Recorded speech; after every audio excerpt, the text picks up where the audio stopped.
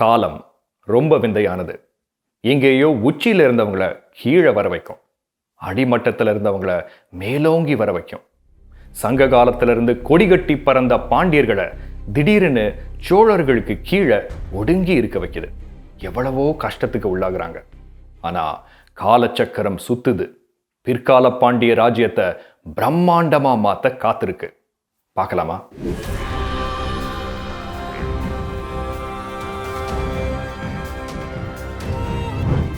வெல்க மீன் கொடி மீன் கொடி மீன் கொடி வெல்க. தமிழ் நண்பர்களுக்கு வணக்கம். நான் உங்கள் நண்பன் ஹேமந்த். போன 2 வீடியோல முற்கால பாண்டியர்களையும் இடைக்கால பாண்டியர்களையும் பார்த்தோம். அவங்களோட பிரம்மாண்டமான வாழ்க்கையில என்னெல்லாம் நடந்துச்சுன்னு பார்த்தோம். நீங்க இன்னும் பார்க்கலன்னா முதல்ல அதை பாருங்க. இப்போ இந்த வீடியோல அடிமட்டத்துக்கு போன பாண்டிய ராஜ்யத்தை மறுபடியும் மேலோங்க வச்ச பிற்கால பாண்டியர்களை பார்க்க போறோம். அதுக்கப்புறம் தென்காசி பாண்டியர்களை பார்க்க போறோம். இன்னைக்கு பாண்டியர்கள் பத்தி எல்லாருக்கும் தெரியாததுக்கு ஒரு முக்கியமான காரணம், அவங்க வரலாறு அவ்வளவு சுலபமானது இல்லை. ஆனா நாம இதை சுலபமாகவும் ரொம்ப சுவாரஸ்யமாகவும் பார்க்க போறோம். இந்த வீடியோவை விடாம கடைசி வரைக்கும் பாருங்க. காலம் 12ஆம் நூற்றாண்டு. பாண்டியர்கள் சோழர்களோட ஆதிக்கத்துக்கு கீழே இருக்காங்க. 3ஆம் குலோத்துங்க சோழன் மதுரையில் ஆட்சி செஞ்ச குலசேகர பாண்டியனை எதிர்த்து போர் செய்கிறாரு. குலசேகர பாண்டியனை வீழ்த்தி பாண்டியர்கள் வம்சாவழியா முடிசூடிக்கிற முடிசூட்டு மண்டபத்தை இடிச்சு தரமட்டமாக்குறாரு. அதோட விடாம அந்த இடத்தை கழுதைய வச்சு ஏர் பூட்டி வரகு விதைக்கிறாரு. இனிமேல் பாண்டியர்கள் யாருமே முடிசூடக்கூடாதுன்னு குலசேகர பாண்டியன் தன் குடும்பத்தோட தலைமறைவாகிறாரு. இந்த எல்லா வன்மங்களையும், அண்ணனுக்கு நேர்ந்த அவமானங்களையும் குலசேகரனோட சின்ன வயசு தம்பி கண்ணுல கண்ணீரும் நெஞ்சில வெறியோடையும் பார்க்கிறான்.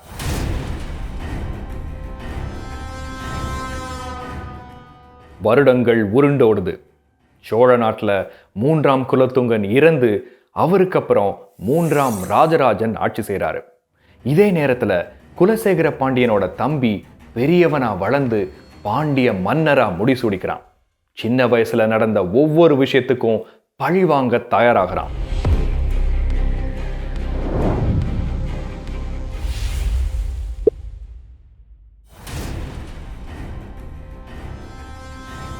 இவர்தான் மாரவர்மன் சுந்தர பாண்டியன். மன்னர்கள் மாத்தி மாத்தி பழி வாங்கிக்கிறதுங்கிறது வழக்கம்தான். ஆனா இந்த மாதிரி சோழர்கள் பண்ண ஒவ்வொரு வன்மத்துக்கும் சுந்தர பாண்டியன் திருப்பி கொடுத்தது மாதிரி நம்ம வரலாறுலேயே எங்கேயும் கிடையாது. அப்படி என்ன பண்ணாரு? 3 விஷயம் பண்ணாரு. முதல் விஷயம் சோழ நாட்டு படையெடுப்பு. சோழர்கள் எப்படி மதுரையை தாக்குனாங்களோ அதே மாதிரி சுந்தர பாண்டியன் சோழ நாட்டை தாக்குறாரு. இதை பத்தி நான் சொல்றதை விட சுந்தர பாண்டியன் அவரோட கல்வெட்டுகள்ல என்ன சொல்றாருன்னு பார்ப்போம்.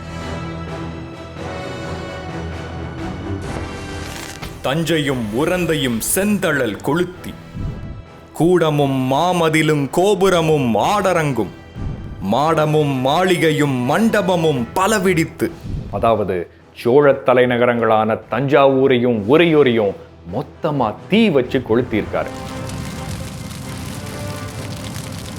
அங்க இருந்த பெரிய மதில் சுவர், கோபுரங்கள், அரண்மனை, மாட மாளிகைகள், மண்டபங்கள் ஒண்ணு விடாம இடிச்சு பழி தீர்த்திருக்காரு. அதுக்கப்புறம் மாளிகையை இடிச்சு எரிச்ச இடங்கள்ல சோழர்கள் பண்ண மாதிரியே கழுதை ஏர் பூட்டி வரகு விதைச்சு எல்லாத்தையும் அழிக்கிறார். இப்போ ஒரு முக்கியமான விஷயம், இதெல்லாம் சரியா தப்பான்னு யோசிக்க கூடாது.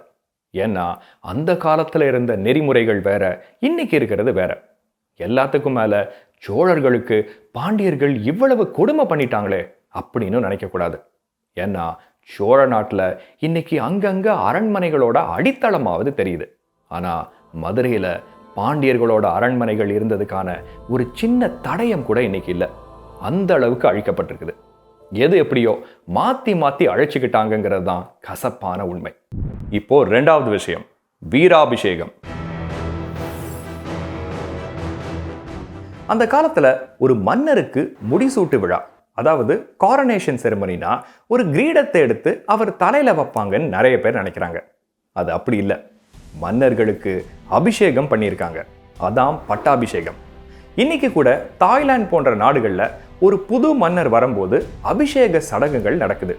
அது எல்லாம் இங்க இருந்து போனது. இப்போ சுந்தர பாண்டியன் அவரோட வெற்றிக்கு அப்புறம் பழையாறைக்கு போறாரு. பழையாறையில சோழர்கள் வம்சாவழியா முடிசூடிக்கிற இடத்துல வீராபிஷேகம் பண்ணிக்கிறாரு. வீராபிஷேகம் பண்ணி தன்னை ஒரு மாவீரன்னு பிரகடனம் பண்ணிக்கிறாரு. ஆடக புருசை ஆயிரத்தளிர் சோழவழவன் அபிஷேக மண்டபத்து வீராபிஷேகம் செய்து புகழ் விரித்து. எத்தனையோ வருஷத்துக்கு அப்புறம் மறுபடியும் சோழர்கள் பாண்டியராட்சிக்கு கீழே வர்றாங்க. மாரவர்மன் சுந்தர பாண்டியனுக்கு சோநாடு கொண்டான் அப்படின்னு பேர் வருது. மூணாவது விஷயம், நாட்டை திருப்பி கொடுத்தது. எல்லாத்தையும் முடிச்சிட்டு புதுக்கோட்டைக்கு பக்கத்துல இருக்கிற பொன்னமராவதிக்கு போறாரு. அங்க போர்ல தோத்த சோழ மன்னர் 3ஆம் ராஜராஜனை வரவழைக்கிறாரு. வந்து சேர்ந்த 3ஆம் ராஜராஜன் அரியணையில உட்கார்ந்திருந்த சுந்தர பாண்டியனுக்கு முன்னாடி காலில் விழுந்து வணங்குறாரு. அது மட்டும் இல்லாம, என்னோட பையனுக்கு உங்களோட பேரை தான் வச்சிருக்கேன்னு சொல்றாரு.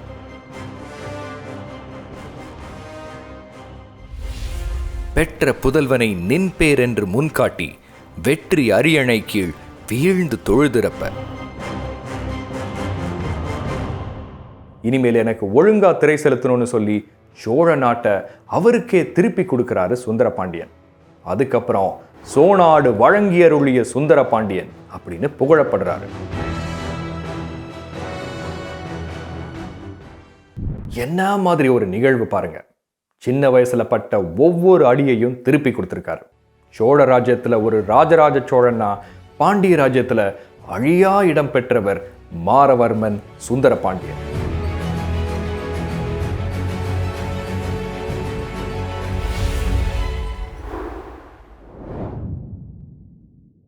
இந்த காலகட்டத்தில் தென்னிந்தியாவில் பாண்டியர்கள் வலிமையில ஓங்கி இருந்தாலும் கர்நாடக பகுதியை ஆண்ட ஹோய்சளர்களோட ஆதிக்கம் அப்பப்ப பாண்டியர்கள் மேல பட்டுச்சு. இப்போ அடுத்த மன்னருக்கு போறதுக்கு முன்னாடி ஒன்று சொல்லணும். ஒரே பேர்ல எத்தனையோ பாண்டிய மன்னர்கள் ஒரே காலத்துல வாழ்ந்தாங்க. அதனால குழப்பம் இல்லாம சுலபமா ஞாபகம் வச்சுக்கிறதுக்காக ஒன்று சொல்றேன். எப்படி சங்ககால பாண்டிய மன்னர்களுக்கு 3 பேர் மாறன், வழுதி, செழியன் அப்படின்னு மாறி மாறி வருமோ, அதே மாதிரி பிற்கால பாண்டியர்களுக்கு சுந்தர, குலசேகர, வீர விக்ரம, பராக்கிரம இந்த 5 பேர் தான் வரும். இப்போ குலசேகர பாண்டியன், சுந்தர பாண்டியனுக்கு அப்புறம் அதே பேர்கள்ல 2 பேர் ஆட்சி பண்றாங்க. 2ஆம் குலசேகர பாண்டியன், 2ஆம் சுந்தர பாண்டியன். அடுத்து வர்ற மன்னர் ரொம்ப முக்கியமானவர். எப்படி ராஜேந்திர சோழன் அவரோட காலத்துல சோழ ராஜ்யத்தை பிரம்மாண்டமா ஆக்கினாரோ, அதே மாதிரி இந்த மன்னர் பாண்டிய ராஜ்யத்தை ஆக்கினாரு.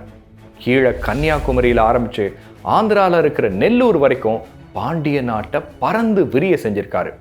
எல்லா மன்னர்களையும் தோக்கடிச்சிருக்காரு. முக்கியமா ஒரு காலத்துல மேலோங்கி இருந்த ஹோய்சளர்களையும் தோக்கடிச்சிருக்காரு. இவர்தான் சடையவர்மன் சுந்தர பாண்டியன்.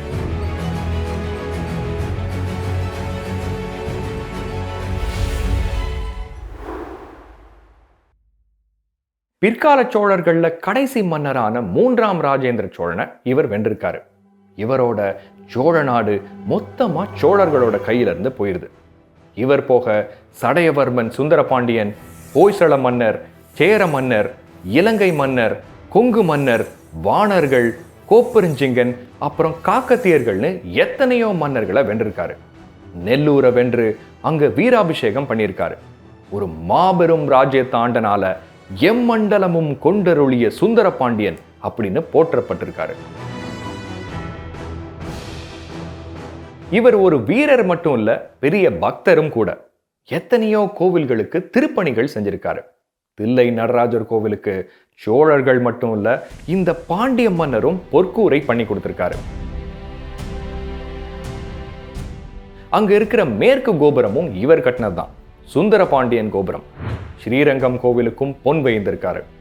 எல்லாம் தலையான பெருமாள், கோவில் பொன் வைந்த பெருமாள்னு எத்தனையோ விருது பெயர்கள் கொண்டவர் சடையவர்மன் சுந்தரபாண்டியன். இப்ப சோழர் ஆட்சிக்கும் பாண்டியர் ஆட்சிக்கும் ஒரு பெரிய வித்தியாசம் என்னன்னா, சோழர்களுக்கு ஒரு மன்னருக்கு கீழே தான் முழு ஆட்சியும் இருந்துச்சு. ஆனா பாண்டியர்களுக்கு ஒரே நேரத்துல ஒரு மன்னர் மதுரையில் ஆட்சி செய்வாரு. அவர் கூட சேர்ந்து அவரோட சகோதரர்களோ குடும்பத்தாரோ மன்னரா நாட்டுல பல பகுதிகளை ஆட்சி செய்வாங்க. இப்படி பண்ணதுனால அவங்களுக்கு பிற்காலத்துல என்ன பிரச்சனை வரப்போகுதுன்னு இன்னும் கொஞ்ச நேரத்துல பார்ப்போம். இப்போ சடையவர்மன் சுந்தரபாண்டியன் கூட இன்னும் 2 மன்னர்கள் சேர்ந்து ஆட்சி பண்ணாங்க. சடையவர்மன் விக்ரமபாண்டியன், சடையவர்மன் வீரபாண்டியன்.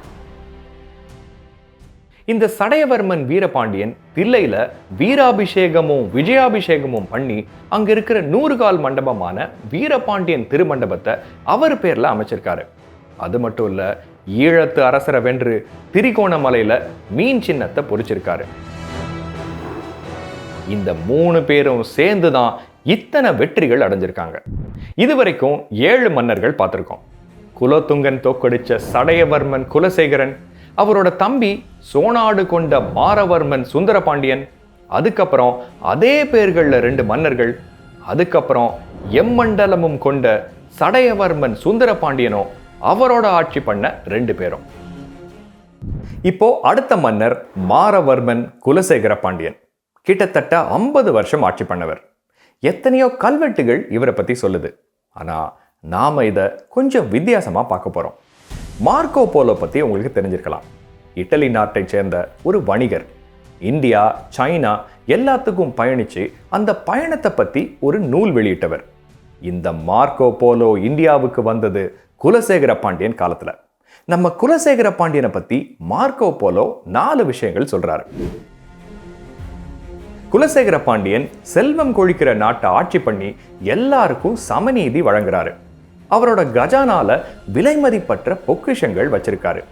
அவரோட சேர்த்து மொத்தமா 5 சகோதரர்கள் இந்த நாட்டை ஆட்சி பண்றாங்க.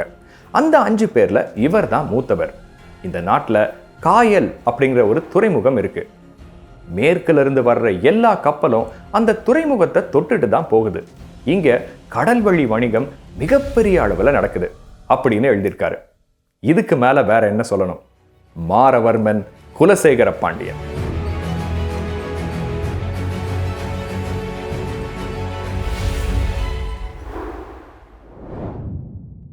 இவர் கொல்லத்தை கைப்பற்றி சேர நாட்டை வென்றதுனால கொல்லம் கொண்ட பாண்டியன் அப்படின்னு புகழப்பட்டார். சேரநாடு, ஈழநாடு, சோழ நாடு, கொங்கு நாடு, தொண்டை நாடுன்னு எல்லாத்தையும் வென்றதுனால எம்மண்டலமும் கொண்டருளிய குலசேகர பாண்டியன் அப்படின்னு புகழப்பட்டவர். இவர் தான் திருநெல்வேலி நெல்லையப்பர் கோவிலோட திருச்சுற்று மாளிகையை அமைச்சவர். சரி, இதுவரைக்கும் குலசேகரனோட ஆட்சி காலத்துல எல்லாம் நல்லபடியா போயிட்டு இருக்கு. இப்போ காலச்சக்கரம் சுத்துது. பேரும் புகழும் உச்சத்துல இருந்த பாண்டியர்களுக்கு தலையெழுத்த மாத்த யமனா டெல்லியில இருந்து ஒருத்தன் வர்றான்.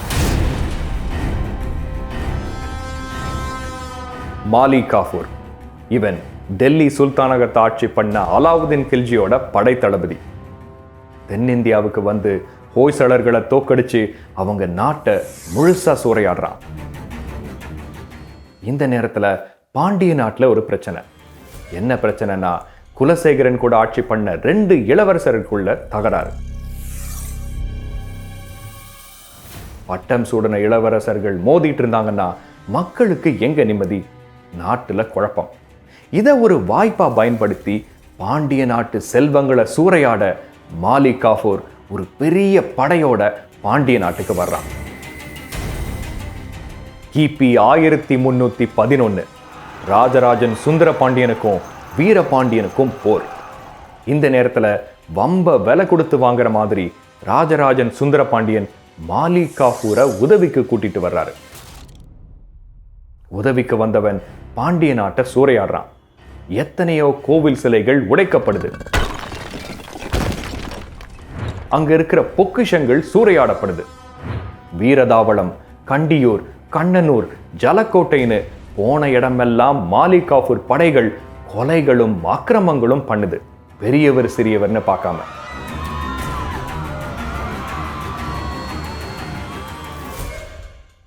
பாண்டிய நாடு சொல்ல முடியாத கஷ்டங்களுக்கு உள்ளாகுது.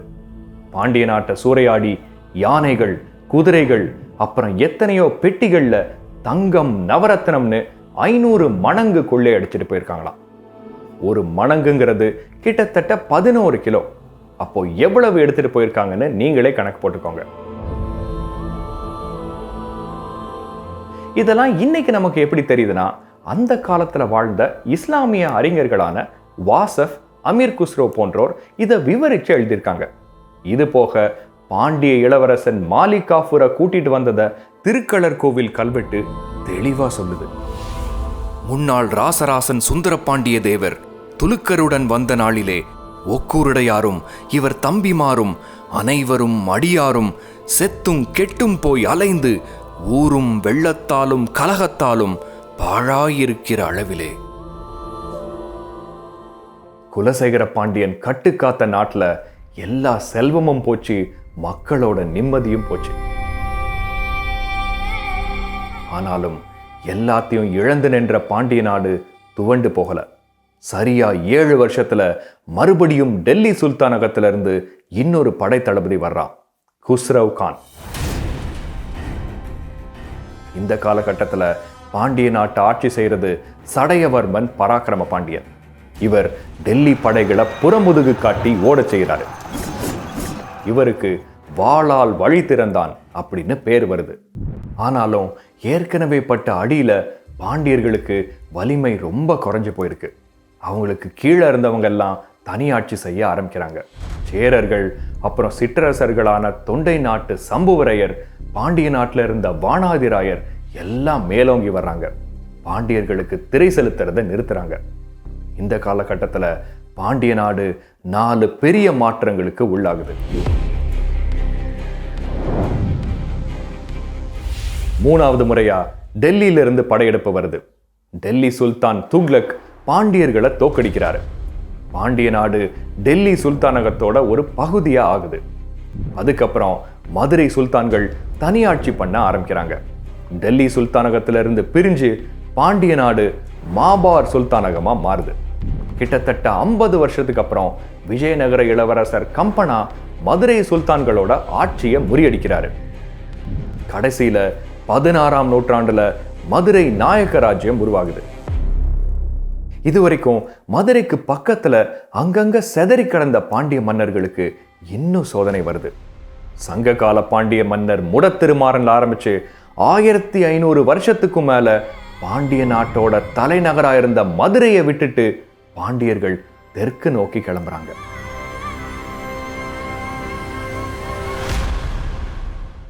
ஒரு புது சகாப்தம் ஆரம்பிக்குது. தென்காசி பாண்டியர்கள்.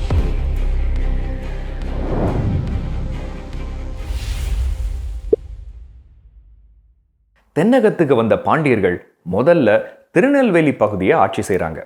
அதுக்கப்புறம் ஒரு முக்கியமான மன்னர் வர்றாரு. இவர் தான் தென்காசிங்கிற ஊரை சீரமைச்சு அதை பாண்டியர்களோட தலைநகரா ஆக்குனவர். இவரை பத்தி சொல்லணும்னா ஒரு ஃப்ளாஷ்பேக் போகணும்.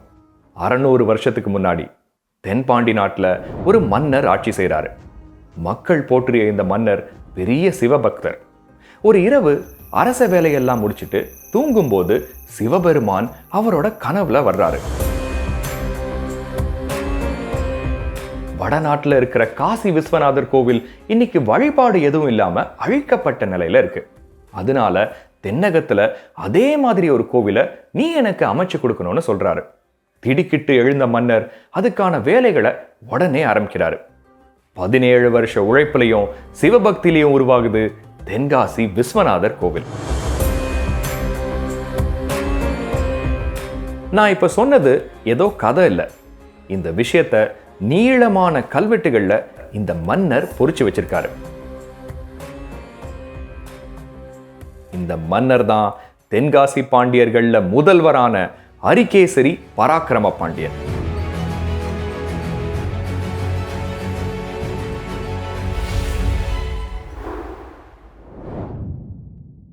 இன்னைக்கு எப்படி தஞ்சை பெரிய கோவில்னு சொன்னாலே அதை அமைச்ச ராஜராஜ சோழன் நமக்கு ஞாபகம் வர்றாரோ, அதே மாதிரி தென்காசி விஸ்வநாதர் கோவில்னு சொன்னாலே இந்த பராக்கிரம பாண்டியன் ஞாபகம் வரணும்.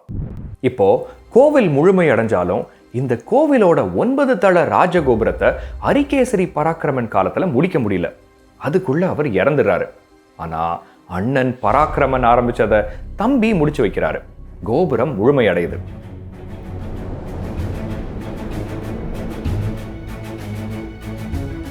இவர்தான் சடையவர்மன் குலசேகர பாண்டியன். இன்னைக்கும் விஸ்வநாதர் கோவில்ல இவர் பேர்ல இவர் அமைச்ச குலசேகரன் மண்டபம் இருக்கு. இவருக்கு அப்புறம் ஸ்ரீவல்லபன், குலசேகர பராக்கிரமன், நெல்வேலி மாறன்னு எத்தனையோ தென்காசி பாண்டியர்கள் ஆட்சி செய்றாங்க.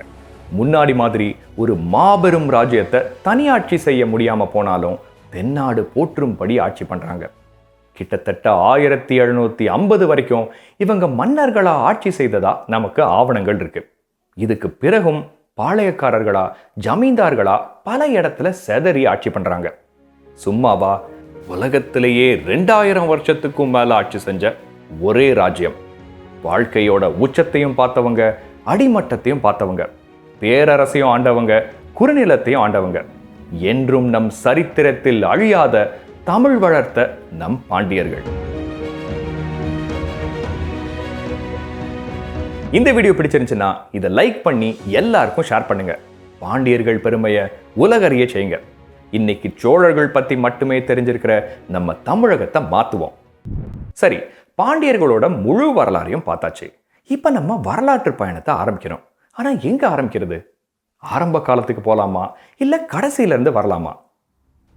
நடுவுல இருந்து ஆரம்பிச்சு வீரம் பொருந்திய ஒரு பாண்டிய மன்னரை தேட போறோம்.